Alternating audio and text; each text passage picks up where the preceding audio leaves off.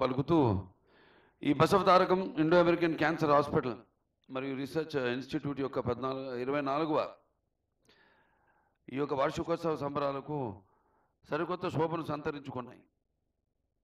ఉత్సవాలలో పాల్గొంటున్న మీ అందరికీ నా కృతజ్ఞతలు తెలియజేసుకుంటున్నాను. ముఖ్యంగా మీ యువనేత, అంటే తెలంగాణ రాష్ట్ర ముఖ్యమంత్రి యువనేత అందరికీ ఒక ఆదర్శం, పోరాట పటిమ కల ఒక నాయకుడిని ఇవాళ తెలంగాణ ప్రజలందరూ ఆయన్ని, అంటే యువతరానికి ప్రతినిధులు, నవతరానికి నాయకులు, భావితరానికి భారతదేశపు మహాశక్తి.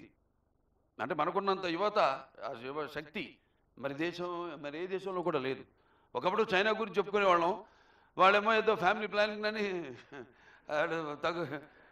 మనదేమో పెరుగుతూ పోతుంది, జనాభా పెరుగుతూ పోతుందంటే అదొక రకంగా వరం మనకి. ఎందుకంటే యువశక్తి ఎంతో అవకాశం ఉంది మనకి. సరైన దారిలో, సరైన ఈ యొక్క ప్రభుత్వ విధి విధానాలతో వాళ్ళు మనం ప్రోత్సహించి వాళ్ళకి సరైన దారి చూపిస్తే తప్పకుండా మన దేశం మొదటి స్థానంలో ఈ ప్రపంచంలో నిలుస్తుంది. చూస్తున్నాం మనం ఇప్పుడున్న ఈ